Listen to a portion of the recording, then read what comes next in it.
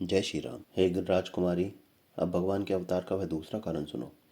मैं उसकी विचित्र कथा विस्तार करके कहता हूँ, जिस कारण से जन्म रहित, निर्गुण और रूप रहित ब्रह्म अयोध्यापुरी के राजा हुए।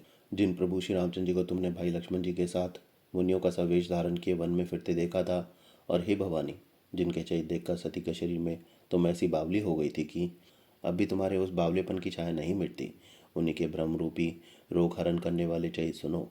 इस अवतार में भगवान ने जो जो लीला की, वह सब मैं अपनी बुद्धि के अनुसार तुम्हें कहूँगा। या वल के जी ने कहा, हे भारद्वाज, शंकर जी के वचन सुनकर पार्वती जी सकचाकर प्रेम सहित मुस्कुराई। फिर वृषकेतु शिव जी, जिस कारण से भगवान का वह अवतार हुआ था, उसका वर्णन करने लगे। हे मुनीश्वर भारद्वाज, मैं वह सब तुमसे कहता हूँ, मन लगाकर सुनो। श्री राम जी की कथा कलयुग के पापों को हरने वाली, कल्याण करने वाली और बड़ी सुंदर है। स्वयंभू मनु और शत्रुपा, जिनसे मनुष्यों को यह अनुपम सृष्टि हुई, इन दोनों पति पत्नी के धर्म और आचरण बहुत अच्छे थे। आज भी वेद जिसकी मर्यादा का गान करते हैं।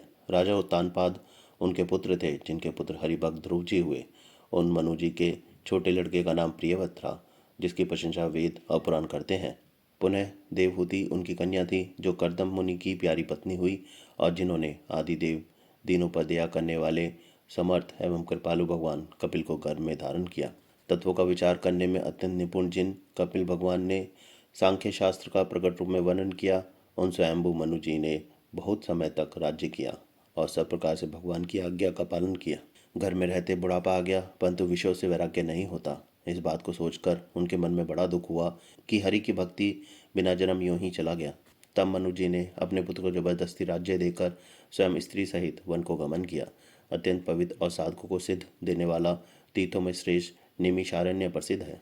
वहाँ मुनियों और सिद्धों के समूह बसते हैं। राजा मनु हृदय में हर्षित होकर वहीं चले। वे धीर बुद्धि वाले राजा रानी मार्ग में जाते हुए ऐसे सुशोभित हो रहे थे, मानो ज्ञान और भक्ति ही शरीर धारण किए जा रहे हों। चलते चलते वे गोमती के किनारे जहाँ पहुँचे, हर्षित होकर उन्होंने निर्मल जल में स्नान किया। उनको धर्म धुरंधर राजश्री जानकर सिद्ध और ज्ञानी मुनि उनसे मिलने आए। जहाँ जहाँ सुंदर तीर्थ थे, मुनियों ने आदरपूर्वक सभी तीर्थ उनको करा दिए। उनका शरीर दुर्बल हो गया था। वे मुनियों के से वलकल वस्त्र धारण करते थे और संतों के समाज में नित्य पुराण सुनते थे। ओम नमो भगवते वासुदेवाय का प्रेम से ही जप करते थे। भगवान वासुदेव के चरणों में उन राजा रानी का मन बहुत ही लग गया। वे साग, फल और कंद का आहार करते थे और सच्चिदानंद ब्रह्म का स्मरण करते थे। फिर वे श्री हरि के लिए तप करने लगे और मूल फल को त्याग कर केवल जल के आधार पर रहने लगे।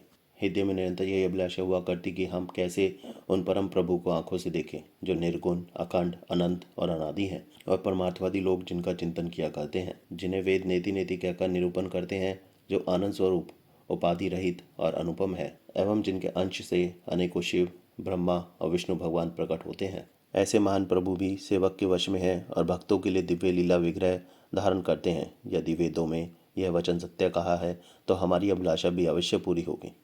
इस प्रकार जल का हार करके तप करते 6000 वर्ष बीत गए। फिर 7000 वर्ष वे वायु के आधार पर रहे। 10,000 वर्ष तक उन्होंने वायु का आधार भी छोड़ दिया।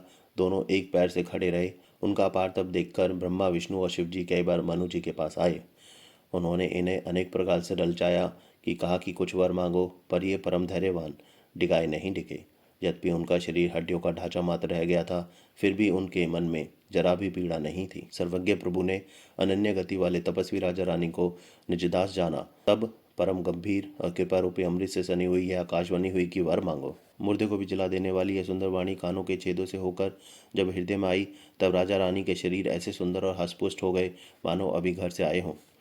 कानों में अमृत के समान लगने वाले वचन सुनते ही उनका शरीर पुलकित और प्रफुल्लित हो गया। तब मनु जी दंडवत करके बोले, प्रेम हृदय में समाता न था। जय श्री राम।